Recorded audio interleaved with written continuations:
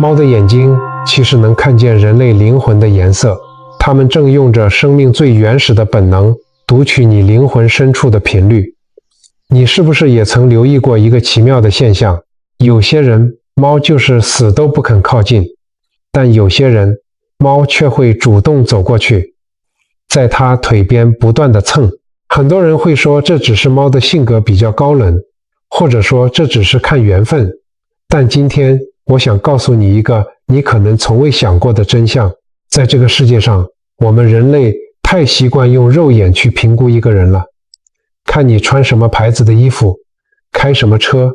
社会地位有多高。我们学会了完美的伪装，习惯把真实的疲惫、算计和焦虑藏在面具之下。但是猫完全不在乎这些，它们看不懂你的存折与名片，它们正用着生命最原始的本能，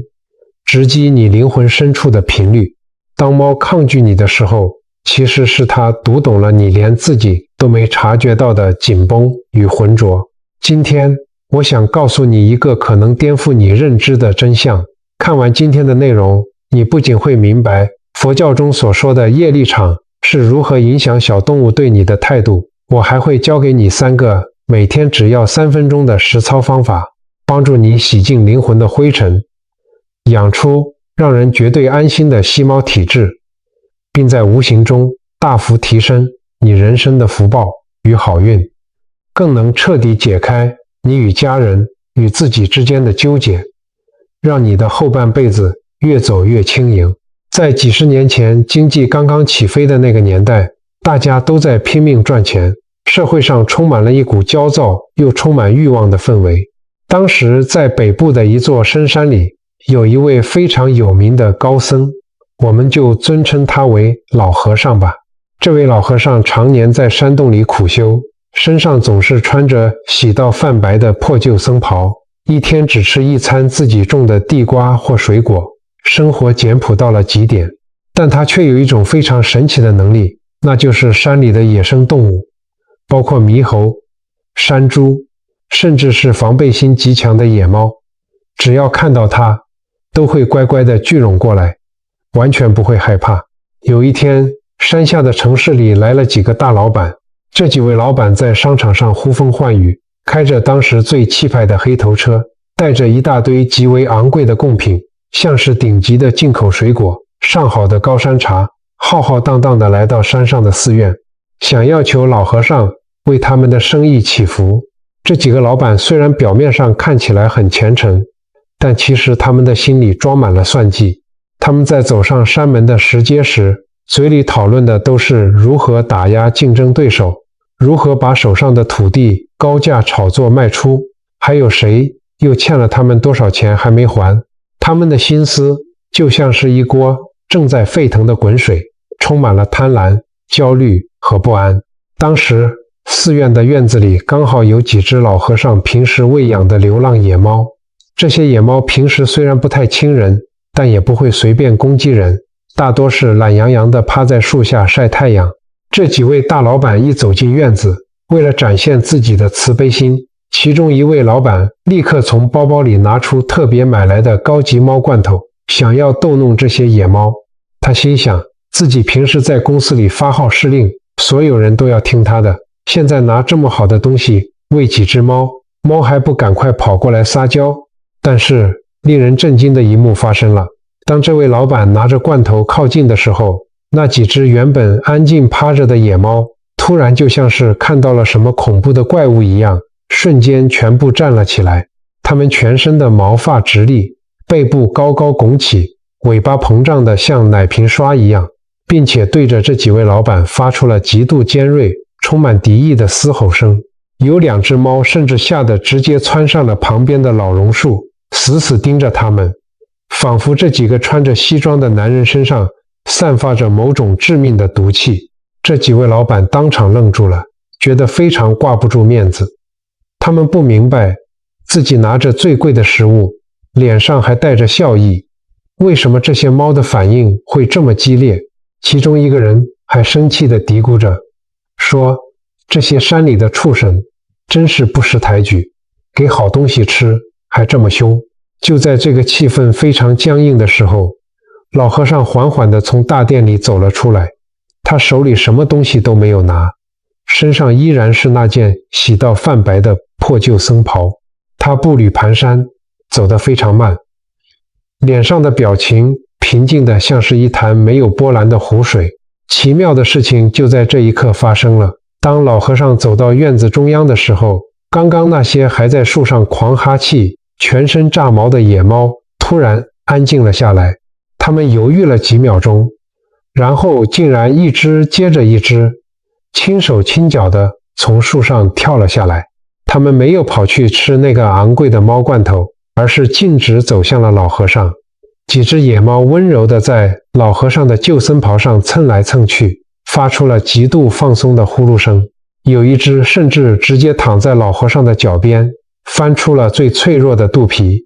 安心地闭上了眼睛。这几位大老板看傻了眼，忍不住上前请教老和尚，问这到底是怎么回事。他们疑惑地说，我们拿这么好的东西给他们吃，他们把我们当仇人，您什么都没拿，他们却把您当亲人，这猫是不是有什么灵异的体质啊？老和尚微微一笑，看着他们，语重心长地说，猫没有灵异体质，它们只是有一双没有被世俗蒙蔽的眼睛。你们以为自己拿着食物来就是善意，但在这些小生命的眼里，他们看到的根本不是你手里的罐头，而是你们心里翻滚的欲望。老和尚接着解释，这就是佛教里说的业力与磁场。你们几位虽然来到了清净的寺院，但你们的心还留在山下那个充满厮杀的商场里。你们的脑子里全是如何算计别人，如何赚取更多的利润，如何防范别人占你们的便宜。这些贪婪、恐惧、焦虑和防备，在你们的身体周围形成了一股非常强烈、非常浑浊的磁场。这种磁场就像是狂风暴雨一样，带着极强的攻击性。当你们靠近的时候，猫感受到的不是食物的香气，而是一股让它们感到窒息和危险的无形压力。它们的炸毛与哈气只是为了保护自己不受你们身上那股混乱能量的伤害。而我这个老头子心里什么都没有了，我没有要算计谁，也没有要从这个世界上多拿走什么。我的心是平静的，我的磁场是祥和的。对于这些敏感的动物来说，靠近我就像是靠近一阵春天的微风，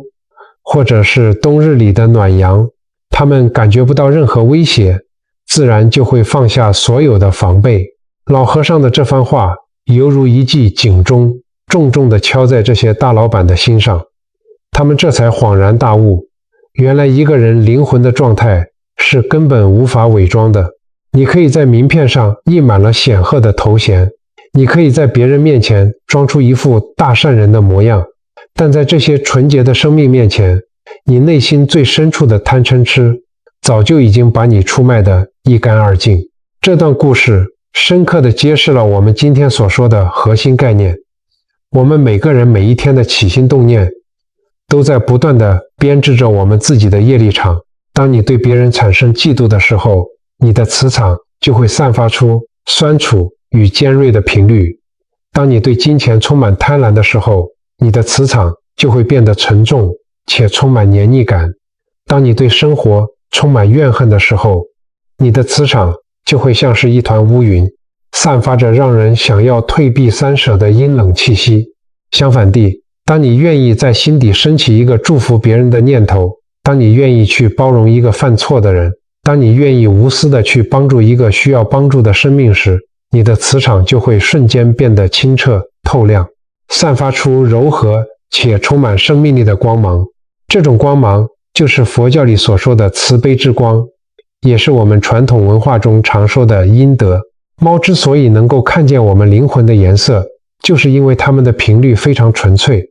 它们没有人类那些复杂的伪装机制，所以它们能够直接与这个世界的能量本质进行对话。当你理解了这一点，你就会明白为什么有些修行高深的大师只要静静地坐在那里，就能让周遭的人感到无比的宁静与喜悦。你也会明白为什么有些充满算计与戾气的人，就算他笑脸迎人，你也会本能地想要远离他？因为灵魂的气味是骗不了人的。为了让你更具体地感受到这种能量场的真实存在，我想再跟你分享另一个发生在地宫庙里的真实情况。在许多乡镇，经常会有宫庙重建或扩建的募款活动。某间香火鼎盛的庙宇里，有一只老庙公收养的黑猫，大家都叫它黑金。这只猫平时就在庙城里晒太阳，看着来来往往的香客，见过形形色色的人。地方上有一位知名的房地产建商，我们暂且叫他林董。林董为了博个好名声，求神明保佑他的建案顺利，豪掷百万，捐了庙里最大的一根龙柱。他每次来庙里拜拜，总是西装笔挺，身边跟着一群助理和包商，看起来威风凛凛。他逢人就夸耀自己对神明有多虔诚，出钱有多大方。但地方上的人私下都知道，他做生意的手段非常霸道，经常为了开发利益与土地整合，不择手段地逼迫老人家贱价卖地。他以为拿这些赚来的钱去建庙，就可以消业障、积福报。有一天，林董大摇大摆地走进庙城，看到黑金趴在供桌旁，便想在众人面前逗弄这只猫，好展现自己慈悲亲和的一面。没想到，当他一靠近，黑金不仅不给摸，还瞬间弓起背，全身炸毛，喉咙里发出了极度防御的低吼声。那绝对不是在撒娇，而是一种看见危险事物的本能反应。这突如其来的威吓吓得林董倒退了好几步，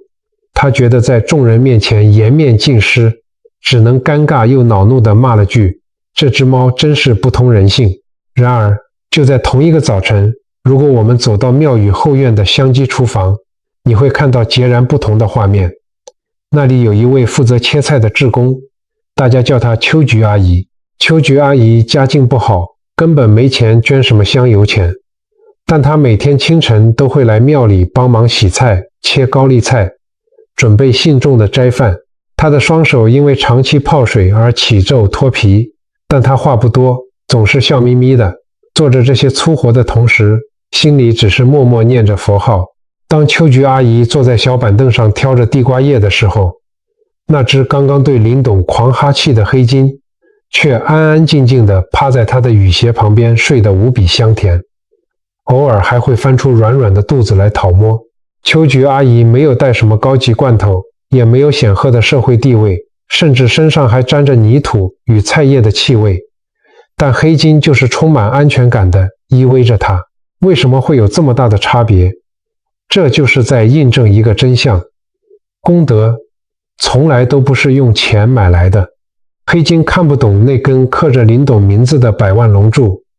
他只看见林董身上那股充满掠夺与算计的浑浊黑气，那种散发着铜臭与焦躁的磁场，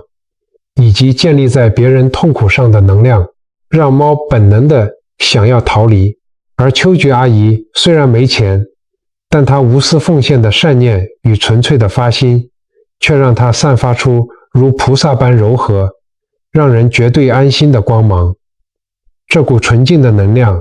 猫感受得一清二楚。听完宫庙里的公案，有些人可能会觉得那都是大老板或是别人的故事，但在我们身边的普通家庭里，这样不可思议的灵魂验证其实每天都在上演，特别是在我们与最亲近的家人之间。我认识一位淑芬阿姨，她就是我们这里最典型的那种传统母亲，大半辈子都在为家庭做牛做马，把所有的心力都投注在丈夫和孩子身上。现在她退休了，孩子们也都在外县市工作成家，一年到头回来的次数屈指可数。淑芬阿姨觉得家里空荡荡的，实在太安静了，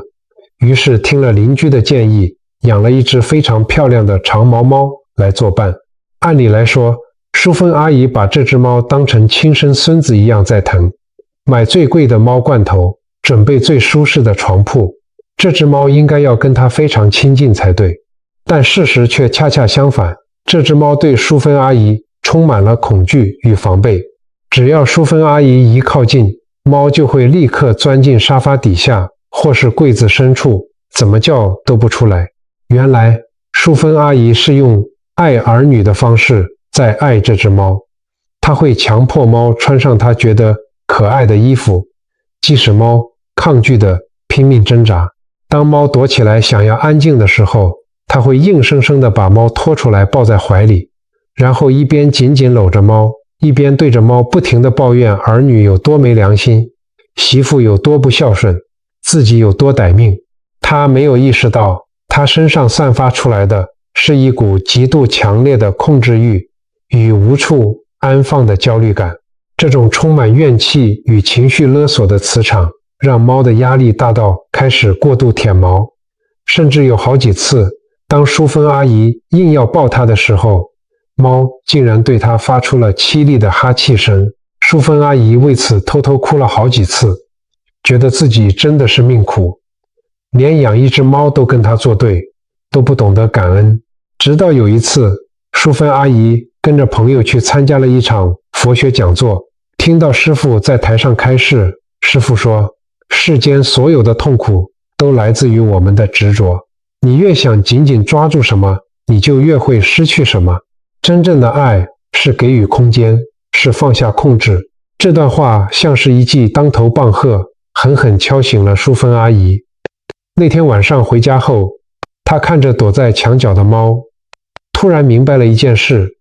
原来一直以来她都在强求，她强求儿女要按照她的方式孝顺，强求这只猫要随时随地黏着她。她那颗紧绷又充满掌控欲的心，就像一颗长满刺的仙人掌，谁靠近都会受伤。从那天起，淑芬阿姨决定试着放下，她不再强迫猫穿衣服，猫想躲起来就让它躲，她只负责按时放好干净的水和食物。她也不再对着猫抱怨那些800年前的陈年旧账，而是开始把注意力放回自己身上，去社区大学报名了插花班，每天早上也会在客厅放点轻柔的佛乐，跟着做做早操。这个学会不执着的过程对他来说非常不容易，因为等于是要推翻他大半辈子的生活习惯。但不可思议的事情发生了，当淑芬阿姨的心境慢慢松绑，当她不再散发出那种逼人的控制欲时，家里的气氛也悄悄改变了。大约过了3个月的某个午后，淑芬阿姨正坐在客厅的摇椅上打瞌睡，突然她感觉腿上传来一阵轻轻的重量。她睁开眼睛一看，那只躲了她大半年的猫竟然主动跳上了她的膝盖，把身体蜷缩成一团，安稳地睡着了，甚至发出了她从未听过的安心的呼噜声。那一刻，淑芬阿姨不敢乱动，眼泪却忍不住在眼眶里打转。她终于明白了师父说的柔软心是什么意思。当你的心不再坚硬，不再处处想要控制的时候，你灵魂的频率就会变得柔软和谐，而这份柔软才是这世界上最强大、最能让人安心的吸引力。说到这里，我想再跟你分享另一个在街头默默发生的故事。这是一位开着黄色计程车的运将，我们叫他老李。老李跑车大半辈子了，生活过得并不宽裕，每天为了3餐温饱，在车水马龙的城市里穿梭，看尽了人情冷暖。但是在他的后车厢里，永远都放着一包最便宜却营养充足的猫饲料。他不管跑车跑得多累，只要停在路边休息，看到躲在车底或暗巷里的流浪猫，他就会默默倒点饲料和干净的水给它们。他不拍照，也不会到处跟同行炫耀自己多有爱心，甚至从来不求这些猫能给他带来什么好运或福报。他就是单纯觉得这些小生命在街头讨生活不容易，自己能帮一点是一点。喂完了，车子发动就走。这份最纯粹的心意，就是佛教里常说的无相布施。有一次深夜，老李载客到外县市，回城时为了省时间，走了一段没有路灯的偏僻山路。那天晚上雾气很重，四周安静的有些吓人。更糟的是，他的车子竟然在这荒郊野外突然抛锚了，而他的手机又刚好完全收不到讯号。在那个叫天天不应，叫地地不灵的当下，老李的心里充满了恐慌与焦虑。一个人在黑漆漆的山路上，越想越害怕。就在他最无助、最心慌的时候，他突然听到路边的草丛里传来悉悉索索的声音。老李一开始吓了一跳，以为是什么野生动物，结果借着微弱的月光，他看到好几只流浪猫从草丛里走了出来。它们不叫也不吵，就是静静地走到老李的身边，有些趴在他的脚边，有些端坐在距离他不远的地方，就像是护法一样安静地围绕着他。那是一种难以言喻的奇妙感受。这些原本怕人的野猫，竟然在最寒冷的夜里给了他陪伴。这股安定的力量瞬间抚平了老李内心的恐惧。他看着这些猫，突然觉得心里变得无比踏实，于是深吸了一口气，静下心来，回到车上找出放了很久的手电筒，站在路边耐心地打信号。大约过了半个多小时，终于有一辆路过的大货车司机看到了光线，停下来帮忙，让他顺利脱困。老李后来回忆起这件事，总是笑着说那是老天爷派来陪他壮胆的。但从佛学的角度来看，这绝对不是单纯的巧合。老一辈的人最讲究积阴德，而老李平日里那种不求回报的善意，正是阴德最真实的模样。他日复一日的无相布施，在冥冥之中为他自己积累了深厚的福报，形成了一个极其亲近且强大的正能量场。当他遇到危难，内心最脆弱的时候，这份纯净的磁场不仅吸引了那些充满灵性的小生命来安抚他，更让他找回了内心的平静与智慧，最终化险为夷。这就是宇宙间最真实的因果法则。你付出什么样的善念，最终都会以意想不到的方式回到你自己的身上。说到这里，我还想补充一个关于放下嗔恨的真实故事。佛教常说贪嗔痴三毒，其中最具破坏力、最容易让磁场变得浑浊刺人的能量场，其实是嗔恨。在南部的一个老社区里，有位经营牛肉面摊的陈伯。早年他被最信任的合伙人背叛卷款，背了沉重的债务，连家庭也散了。从此他变得极其暴躁，每天煮面时都在抱怨老天不公，世人险恶，浑身散发着一股生人勿近的暴戾之气。按理说，面摊肉香四溢，应该是最吸引附近流浪猫的地方。但奇怪的是，巷弄里的猫宁可去翻旁边发臭的垃圾桶，也绝对不靠近它半步。有次他难得发心，丢了一块带肉的牛骨给一只流浪橘猫，橘猫非但不领情，反而像感受到了什么致命威胁一般，瞬间炸毛，对着他凄厉的哈气后落荒而逃。陈伯当时气得大骂猫咪不识好歹。直到某次社区公庙举办祈福法会，陈伯被邻居硬拉去听了师父的开示。师父说，嗔恨心就像是自己喝下毒药，却指望别人痛苦。你心里的怨气根本惩罚不到当年伤害你的人，反而会在你的周围形成一片焦黑的磁场，把所有的好运、善缘，甚至是小动物都远远地推开。这番话犹如醍醐灌顶，让他猛然惊醒。他意识到自己这10几年来都被困在仇恨的牢笼里，每天用愤怒毒害着自己的灵魂。当晚，他在菩萨像前痛哭了一场，决定在心里真正的原谅对方，因为原谅别人就是放过自己。从那以后，陈伯不再抱怨了。煮面的时候，他开始学着在心里默念阿弥陀佛，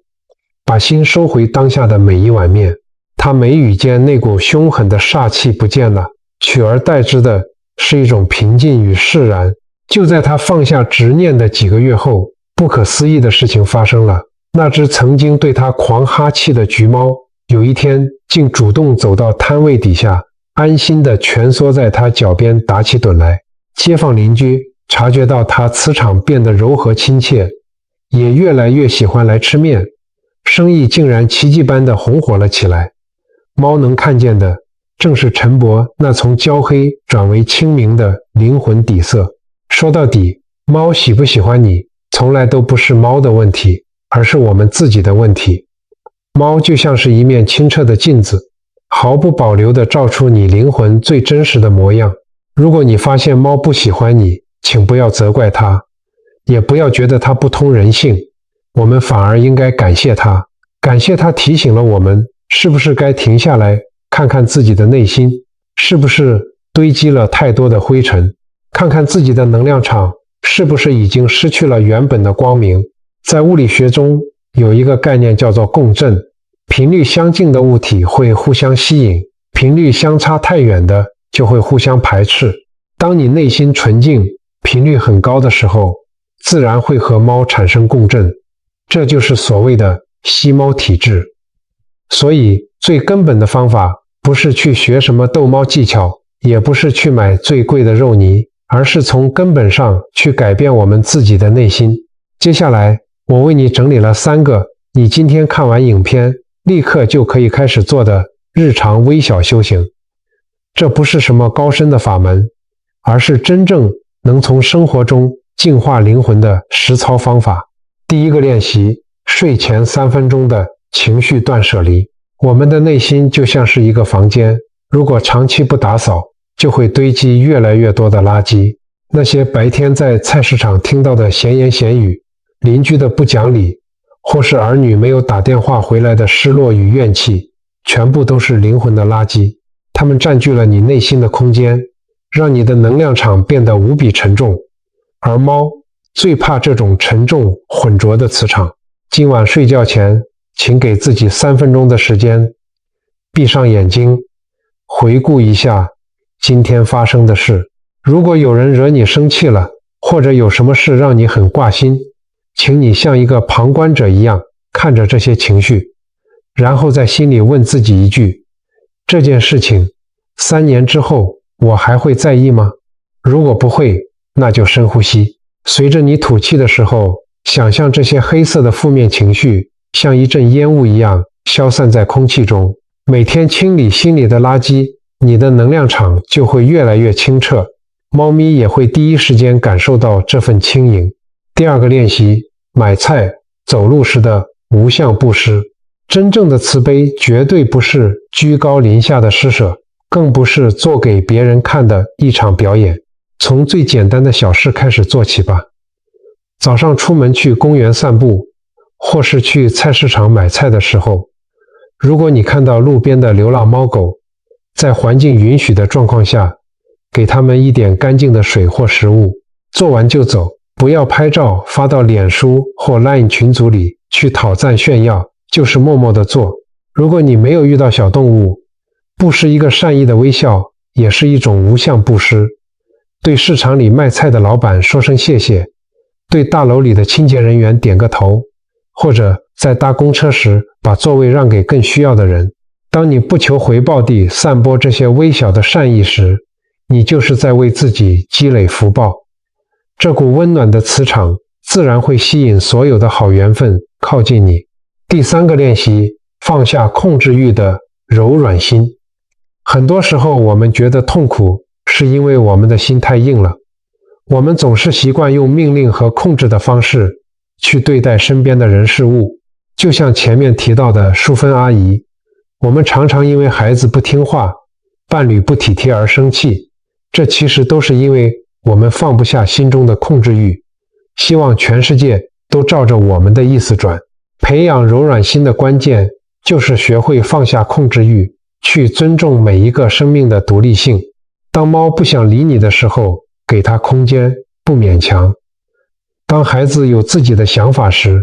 学会放手，给予祝福，而不是情绪勒索。请把这份柔软心扩展到你的人际关系里。当你的心变得柔软了，不再处处与人对抗，你会发现整个世界都对你柔软了起来，人际关系变好了，家庭和谐了，连好运气都会跟着来。这绝对不是巧合，是因为你的频率提高了，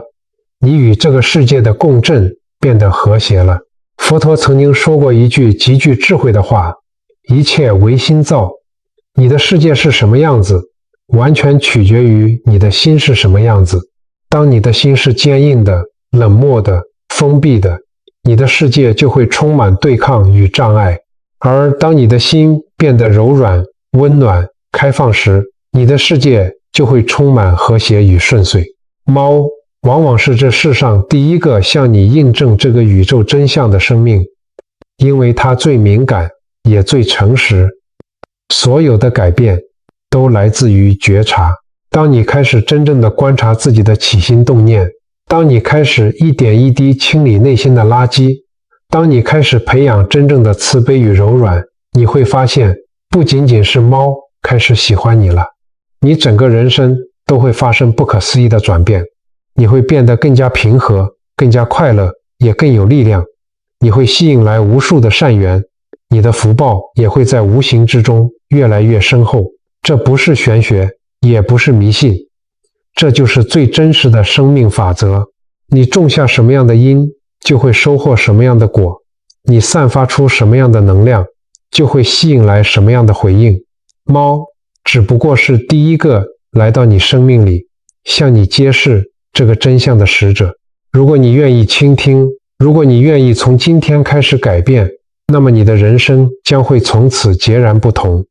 我真心期盼每一个看到这里的你，最终都能成为一个被猫深深喜爱的人，因为那意味着你的灵魂是干净的，你的心是善良的，你正走在一条积累阴德、通往光明的道路上。如果今天的这支影片让你的心底有了一丝丝的触动，如果你也愿意开始这场内心的转变，我想邀请你在下方的留言区写下你的感悟，或者分享你与猫咪之间的故事，又或者你只需要简简单单地打上一句愿我成为一个灵魂干净的人，